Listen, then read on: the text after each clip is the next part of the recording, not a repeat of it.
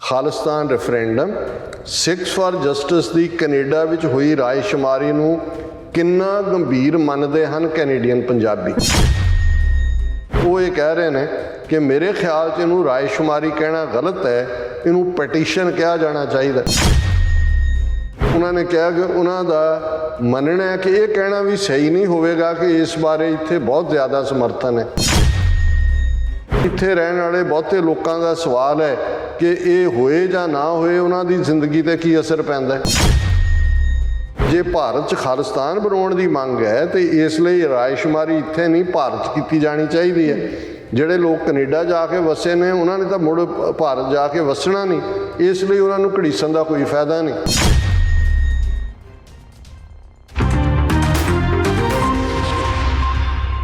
Viewers welcome back on program. So viewers ਗੱਲਬਾਤ ਕਰਨ ਜਾ ਰਹੇ ਹਾਂ ਕਿ ਖਾਲਿਸਤਾਨ ਰੈਫਰੈਂਡਮ ਦੀ ਮੁਹਿੰਮ ਤੋਂ ਘਬਰਾਈ ਹੋਈ ਭਾਰਤੀ ਹਕੂਮਤ ਦੇ ਸਟੈਂਡ ਨੂੰ ਜਸਟੀਫਾਈ ਕਰਨ ਲਈ ਅਖੌਤੀ ਨਿਊਟਰਲ ਮੀਡੀਆ ਵੱਲੋਂ ਵੀ ਨਾ ਪੱਖੀ ਕਿਰਦਾਰ ਜਿਹੜਾ ਹੈ ਉਹ ਨਿਭਾਇਆ ਜਾ ਰਿਹਾ ਹੈ।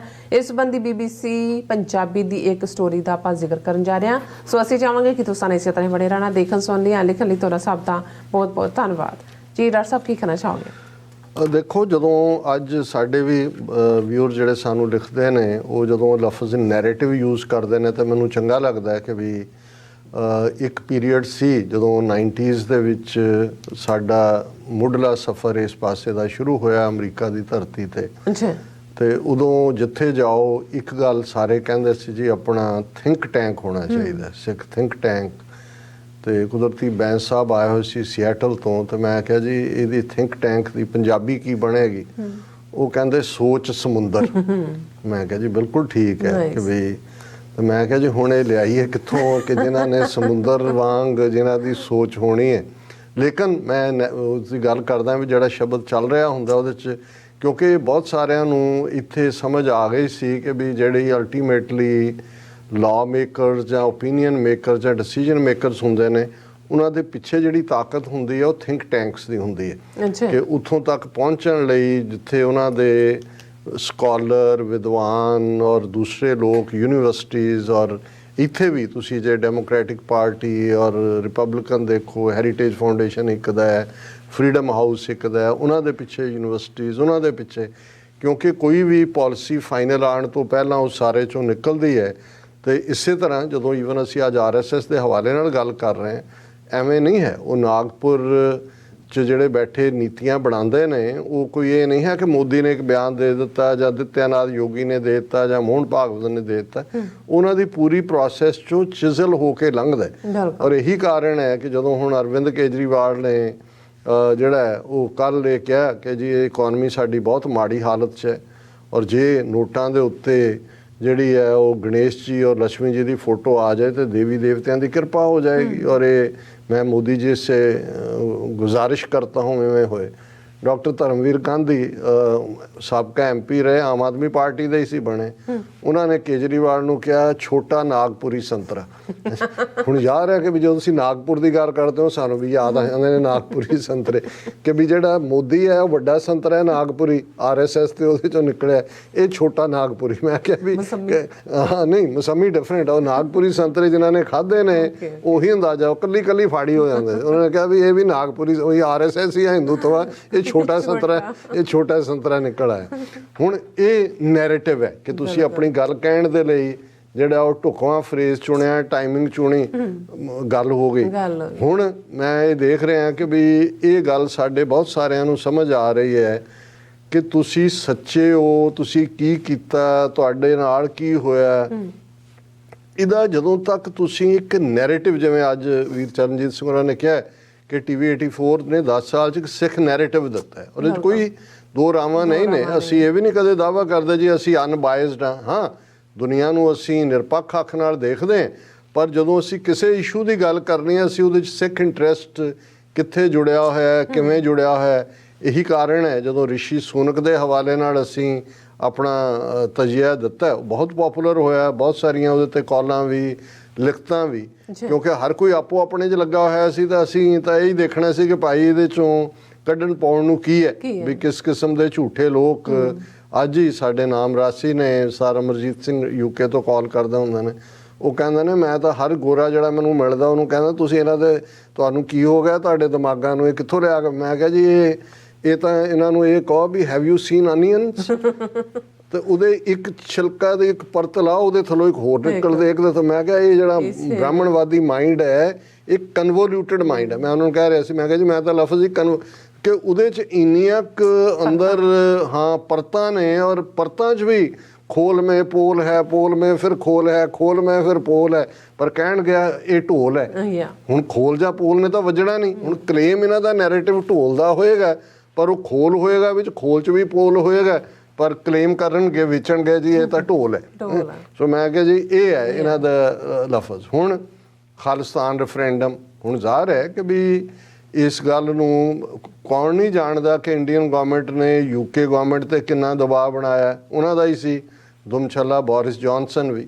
ਲੇਕਿਨ ਕਿਉਂਕਿ well within the ambit of the law ਹੈ, ਉਹਨੂੰ ਰੋਕ ਨਹੀਂ ਸਕੇ। ਯੂਕੇ 'ਚ ਹੋਇਆ, ਇਟਲੀ 'ਚ ਜਾਂ ਦੂਜੇ 'ਚ ਕੀ ਕੀਤਾ ਉਹ ਸਾਡੇ ਸਾਹਮਣੇ ਨਹੀਂ ਆਇਆ, ਕਿਉਂਕਿ ਆਲਰੇਡੀ ਜੇ ਯੂਕੇ 'ਚ ਇਹਨਾਂ ਦਾ ਪੁਆਇੰਟ ਨਹੀਂ ਕੈਰੀ ਹੋਇਆ ਤਾਂ ਕੈਨੇਡਾ ਬਾਰੇ ਤਾਂ ਅਸੀਂ ਬਿਲਕੁਲ ਟੋਰਾਂਟੋ 'ਚ ਜੋ ਹੁੰਦਾ ਸਤੰਬਰ ਦੇ ਮਹੀਨੇ 'ਚ, ਔਰ ਇਹਨਾਂ ਨੇ ਕਿਸ ਹੱਦ ਤੱਕ ਜਾ ਕੇ diplomatic pressure, press conferences, finally demarche ਹੋਣ ਤੋਂ ਪਹਿਲਾਂ ਵੀ, ਹੋਣ ਤੋਂ ਬਾਅਦ ਵੀ, ਔਰ ਹੁਣ 6 ਨਵੰਬਰ ਨੂੰ ਜਿਹੜਾ ਟੋਰਾਂਟੋ 'ਚ ਦੁਬਾਰਾ ਹੋਣਾ ਉਸ ਦੇ ਉੱਤੇ ਵੀ ਪੂਰਾ ਦਬਾਅ ਬਣਾਇਆ ਹੋਇਆ ਹੈ। ਔਰ ਹੁਣ ਤਾਂ ਟਕਰਾਅ ਦੀ ਲਾਈਨ ਵੀ ਮੈਨੂੰ ਨਜ਼ਰ ਆ ਰਹੀ, ਜਿਵੇਂ ਦੀਵਾਲੀ ਦੀ ਰਾਤ ਇਹਨਾਂ ਨੇ ਉਵੇਂ ਕੀਤਾ। ਮੈਨੂੰ ਲੱਗਦਾ ਵੀ 6 ਨਵੰਬਰ ਵਾਲੇ ਤੇ ਇਹ ਯਕੀਨੀ ਬਣਾਉਣਗੇ ਕਿ ਇਹਨੂੰ ਕੋਈ ਨਾ ਕੋਈ law and order the issue ਬਣਾਇਆ ਜਾਏ, ਜਿੱਥੇ ਵੋਟਾਂ ਪੈਣੀਆਂ ਨੇ ਉਸ ਤੇ ਬਰਾਬਰ ਦੀ ਕਰਾਊਡ ਖੜੀ ਕਰਕੇ ਔਰ ਕੋਈ ਸ਼ਰਾਰਤ ਕਰਨ ਦੀ ਕੋਸ਼ਿਸ਼ ਹੋਏ। ਲੇਕਿਨ ਮੈਂ ਇਹ ਦੇਖ ਰਿਹਾ ਵੀ ਉਹ ਤਾਂ ਦੁਸ਼ਮਣ ਬਾਤ ਕਰੇ ਅਨਹੋਣੀ, ਉਹਨਾਂ ਤੋਂ ਹੋਰ ਅਸੀਂ ਕੀ ਆਸ ਕਰਦੇ ਹਾਂ। ਪਰ ਇੱਕ ਪਾਸੇ ਤਾਂ ਉਹਨਾਂ ਨੇ, ਇੱਕ ਤਾਂ ਉਹ ਨੈਗੇਟਿਵਿਟੀ ਵਾਲੇ ਲੱਗੇ ਹੋਏ ਨੇ, ਉਹਨਾਂ 'ਚ ਆਪਣੇ ਵੀ ਪੱਗਾਂ ਵਾਲਿਆਂ ਦੀ ਕਮੀ ਨਹੀਂ ਹੈ, ਜਿਨ੍ਹਾਂ ਨੇ ਹਰ ਕੁਝ ਜੀ ਕੀ ਹੋ ਜਾਏਗਾ ਜੀ, ਪਹਿਲਾਂ ਕੀ ਸੀ ਜੀ, ਜੇ ਹੋ ਵੀ ਜਾਏਗਾ ਜੀ ਕੌਣ ਦੇਖੇਗਾ ਜੀ, ਇਹਨੂੰ ਤਾਂ ਮਾਨਤਾ ਹੀ ਨਹੀਂ ਹੈ ਜੀ, ਇਹ ਕਿਹੜਾ UN ਕਰਾ ਰਿਹਾ ਜੀ। ਇਹ ਤਾਂ ਬਹੁਤ ਸਾਰੇ ਇਸ ਕਿਸਮ ਦੇ ਨੇ।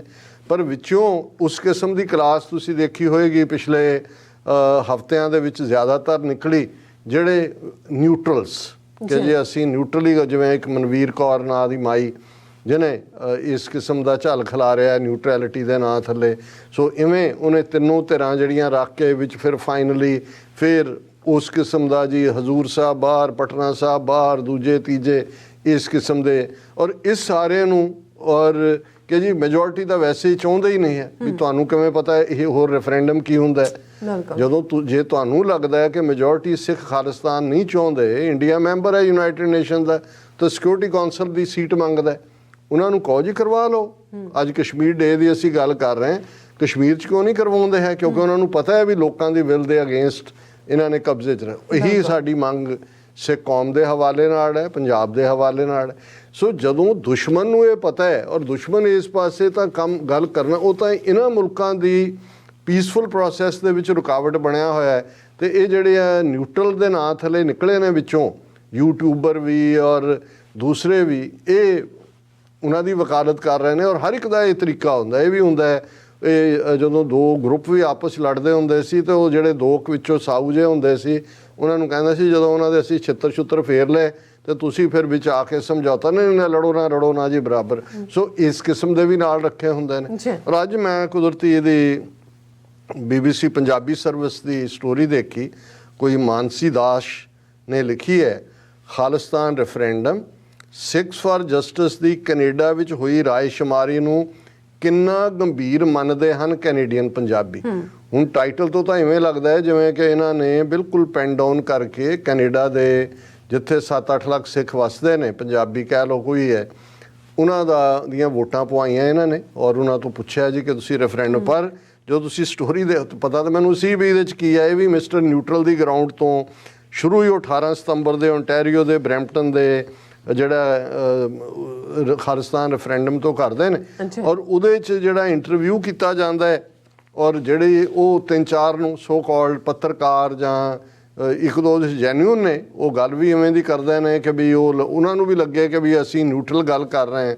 ਔਰ ਇਹਦੇ 'ਚ ਪਹਿਲਾਂ ਉਹ ਸ਼ੁਰੂ ਹੀ ਇੱਥੋਂ ਕਰਦਾ ਕਿ ਜੀ ਉਹਨਾਂ ਨੇ ਜਿਹੜਾ ਰੈਫਰੈਂਡਮ ਹੋਇਆ ਤਸਵੀਰਾਂ ਸਾਂਝੀਆਂ ਕੀਤੀਆਂ ਔਰ ਭਾਰਤ ਨੇ ਵੱਡਾ ਪ੍ਰੋਟੈਸਟ ਵੀ ਕੀਤਾ, ਖੁਦ ਮੁਖਤਾਰ ਮੁਲਕ ਬਣਾਉਣ ਦੀ ਇਸ ਕਾਰਵਾਈ ਨੂੰ ਜਿਹੜਾ ਇਹ ਉਹਨਾਂ ਨੇ ਨੈਗੇਟ ਕੀਤਾ ਔਰ ਇਹ ਉਹਨੇ ਕਿਹਾ ਜੀ ਜਿਨ੍ਹਾਂ ਨੇ ਕਰਵਾਇਆ 6 ਫਾਰ ਜਸਟਿਸ ਉਹਨਾਂ ਨੇ ਦਾਅਵਾ ਕੀਤਾ ਕਿ 1 ਲੱਖ ਲੋਕਾਂ ਨੇ ਇਹਦੇ 'ਚ ਹਿੱਸਾ ਲਿਆ।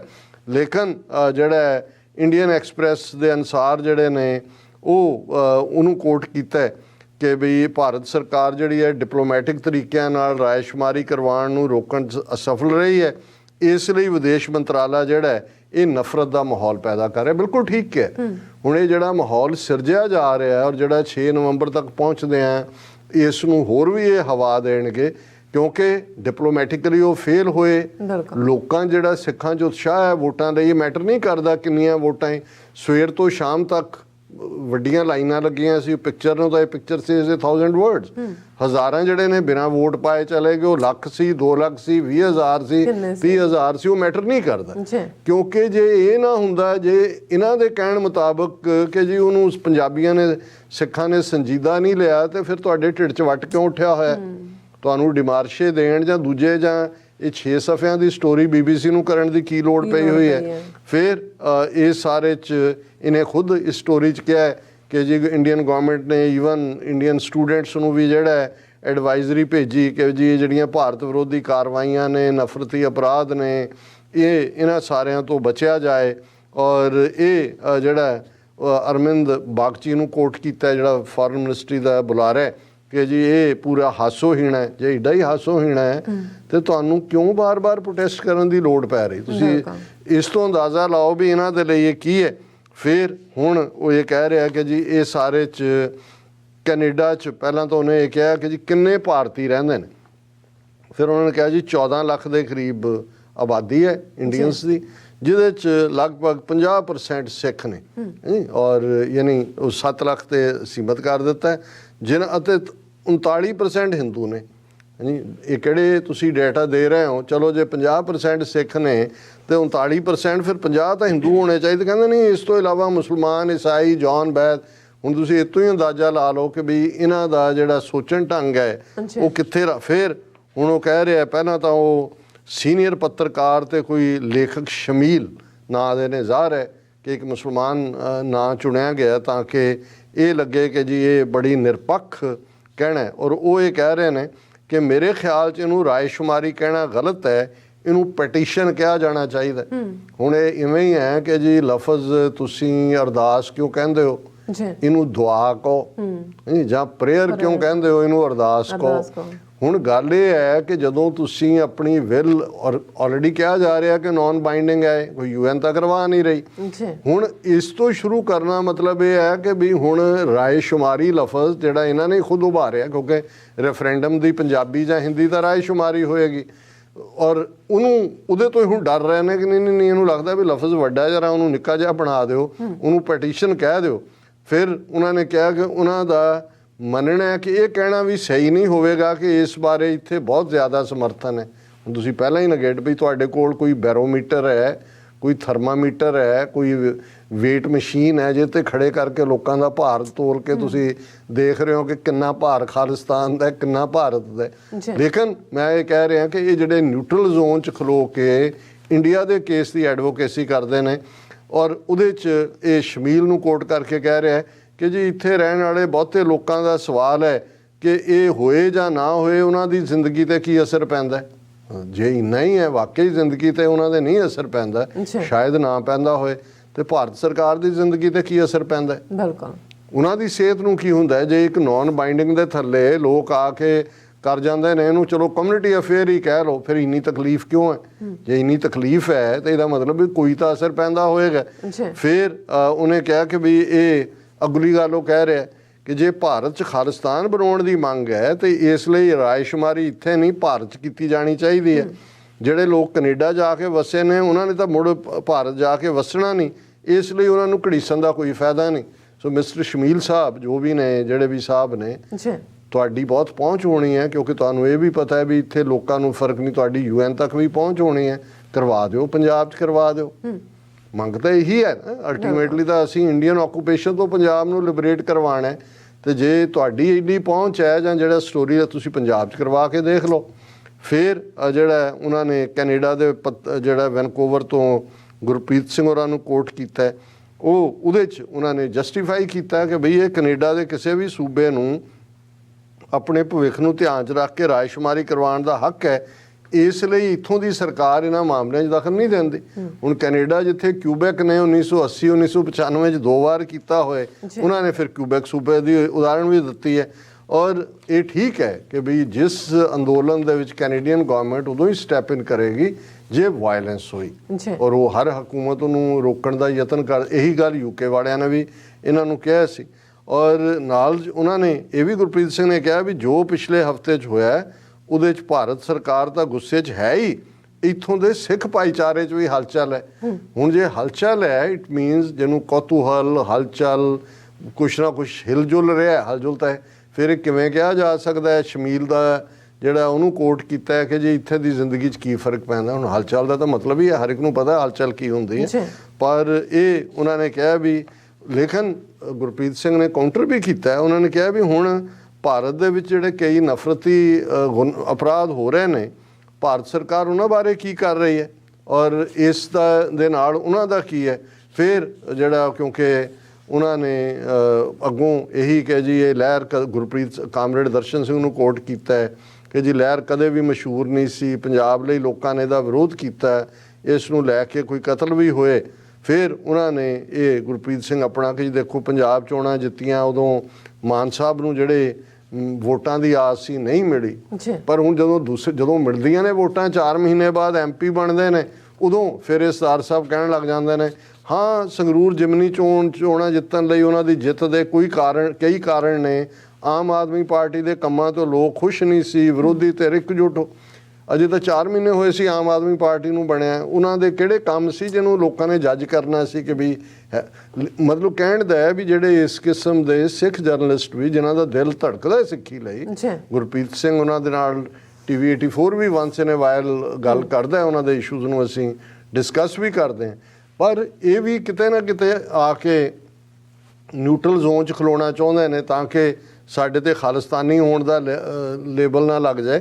ਸੋ ਇਸੇ ਤਰੀਕੇ ਨਾਲ ਫਿਰ ਉਹਨਾਂ ਨੇ ਅੱਗੋਂ ਇਸ ਕਿਸਮ ਦੇ ਉਹ ਇਹ ਕਹਿ ਸ਼ਮੀਲ ਨੂੰ ਫਿਰ ਕੋਟ ਕੀਤਾ ਕਿ ਉਹਨੇ ਕਿਹਾ ਜੀ ਜਿਹੜਾ ਕਿਹਾ ਜਾ ਰਿਹਾ ਇੰਨੇ ਵੋਟਰ ਨੇ, ਜੇ ਆਬਾਦੀ ਦੇਖੀ ਜਾਏ ਫਿਰ ਇਹਦੇ ਅੰਕੜਿਆਂ ਤੇ ਵਿਸ਼ਵਾਸ ਕਰਨਾ ਮੁਸ਼ਕਲ ਹੈ ਕਿ ਇਹ ਤਾਂ ਦੱਸਦਾ ਹੈ ਵੀ ਇਹ ਜਿਹੜੇ ਓਨਟਾਰੀਓ ਦੇ ਅੱਧੀ ਸਿੱਖ ਆਬਾਦੀ ਆ ਗਈ ਔਰ ਇਹ ਜਿਹੜਾ ਫਿਰ ਇਹਦਾ ਸਾਰਾ ਸਿੱਖਸ ਫॉर ਜਸਟਿਸ ਕੌਣ ਹੈ ਤੇ ਇਹ ਉਹ ਦੇਖ ਕੇ ਔਰ ਇਸ ਸਾਰੇ ਨੂੰ ਹੁਣ 2 ਪੱਤਰਕਾਰਾਂ ਦੇ ਨਾਲ ਗੱਲਬਾਤ, ਇੱਕ ਸ਼ਮੀਲ ਇੱਕ ਗੁਰਪ੍ਰੀਤ ਸਿੰਘ, ਜਿਨ੍ਹਾਂ ਦੋਨਾਂ ਨੇ ਕੋਈ ਗੱਲ ਨੈਗੇਟਿਵ ਨਹੀਂ ਕਹੀ, ਉਹਨਾਂ ਨੇ ਵੀ ਆਪਣੇ ਆਪ ਨੂੰ ਮਿਸਟਰ ਨਿਊਟਰਲ ਹੋਣ ਦੀ ਕੋਸ਼ਿਸ਼ ਹੀ ਕੀਤੀ। ਤੇ ਇਹ ਸਟੋਰੀ ਦਾ ਜਿਹੜਾ ਬਹੁਤੇ ਲੋਕ ਤਾਂ ਹੈਡਲਾਈਨ ਪੜ੍ਹਦੇ ਨੇ, ਸਟੋਰੀ ਤਾਂ ਪੜ੍ਹਦੇ ਨਹੀਂ, ਬਹੁਤੇ ਨੂੰ ਲੱਗੇਗਾ ਕਿ ਜੀ ਇਹ ਕੈਨੇਡਾ ਦੇ ਸਿੱਖ ਦੇ ਹੱਕ 'ਚ ਨਹੀਂ ਨੇ।